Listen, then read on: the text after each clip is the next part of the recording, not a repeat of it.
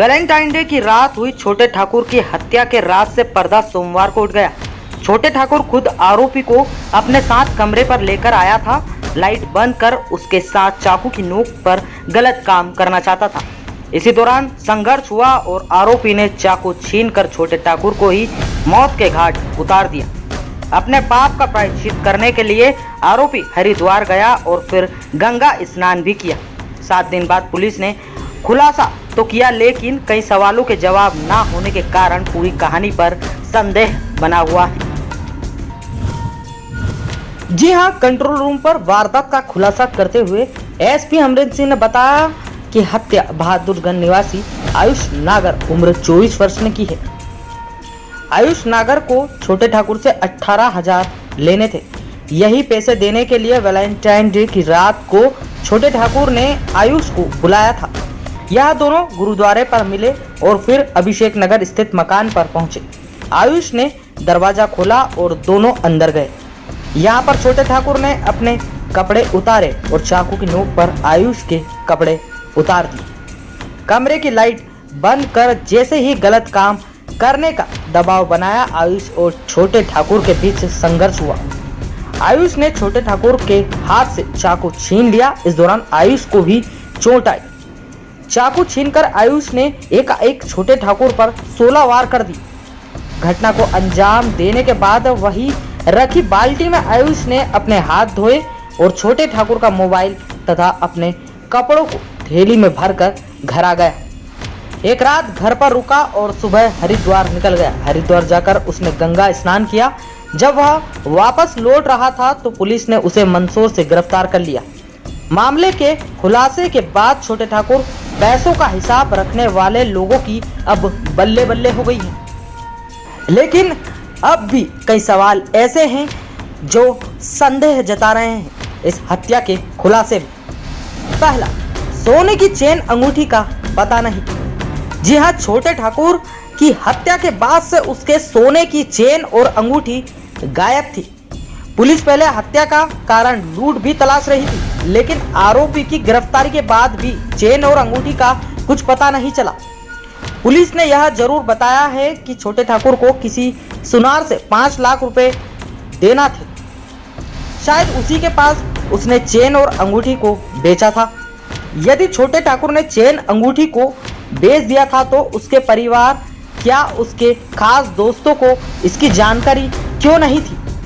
दूसरा सवाल, आरोपी के परिवार ने क्यों नहीं खोला राज? हत्या करने के बाद आयुष सीधे घर गया था। पुलिस ने बताया कि उसके खून से सने कपड़े उसके घर वालों ने धोए थे। यदि घर वालों को पता था कि आयुष किसी की हत्या करके आया है तो उन्होंने पुलिस को सूचना क्यों नहीं दी? पुलिस ने इस हत्या के मामले में सबूत छुपाने के आधार पर परिवार के किसी सदस्य को आरोपी क्यों नहीं बनाया? तीसरा सवाल, सच्ची कहानी या मास्टरमाइंड का खेल?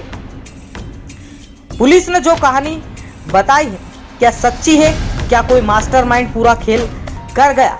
यह सवाल हर किसी के दिमाग में उठ रहा है, क्योंकि जिस हिसाब से इस केस डायरी को तैयार किया गया है उस आधार पर आयुष को भी कोई सजा नहीं होगी, क्योंकि आयुष ने आत्मरक्षा में यह अपराध किया है। वहीं आयुष एक सीधा साधा लड़का और छोटे ठाकुर बदमाश। एक बदमाश की इतनी बेरहमी से एक सीधे साधे व्यक्ति द्वारा हत्या करना भी गले नहीं उतरता। अब इसलिए कहानी पर बना है संदेह। पहला संदेह, चाकू पहले से ही घटना स्थल पर मौजूद था, यह पुलिस का कहना है। दूसरा संदेह, आरोपी मृतक से कमजोर है। ऐसे में आमने सामने की लड़ाई हुई और आरोपी को कोई गंभीर वार भी नहीं लगा है, यह सबसे बड़ा प्रश्न है।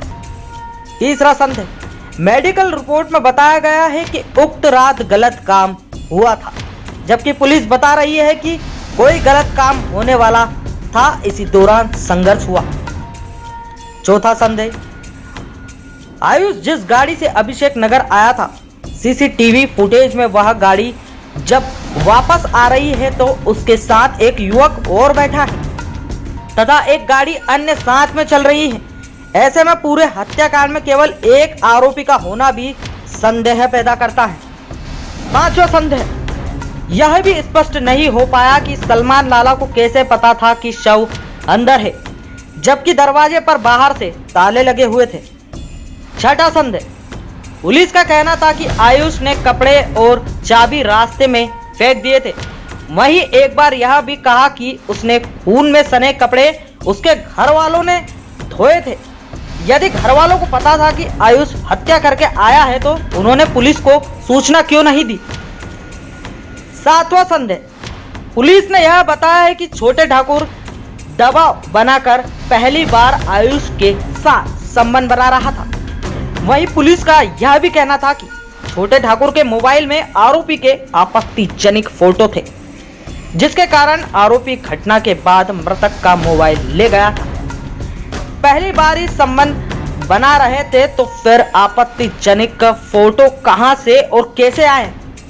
आरोपी ने मोबाइल 2 तालाब में फेंक दिया था। अब एक नजर इस पूरे घटनाक्रम पर। गौर से सुनिए। अभिषेक नगर स्थित निवास में 15 फरवरी की दोपहर कृष्णपाल सिंह राठौर उर्फ छोटे ठाकुर का शव मिला था। मृतक की जानकारी उसके दोस्त सलमान लाला ने नाना खेड़ा पुलिस को दी थी। छोटे ठाकुर का शव नग्न अवस्था में था और उस पर 16 वार के निशान थे। घटना की सूचना के बाद एसएफएल दल, साइबर तथा पुलिस विभाग की टीम सक्रिय थी। मौके पर मिले साक्ष्यों के आधार पर आरोपी की पहचान हो चुकी थी, लेकिन उसकी गिरफ्तारी के लिए पुलिस रुकी हुई थी। तो इन सब सवालों और इन सब संदेह से यह साबित होता है कि इस हत्या के ऊपर से पूरी तरह से पर्दा नहीं उठ पाया है। कहीं ना कहीं पुलिस इस हत्या के पीछे कुछ जो राज है जिन्हें छुपा रही है। उज्जैन से अपना चैनल न्यूज़ विकास त्रिवेदी की रिपोर्ट।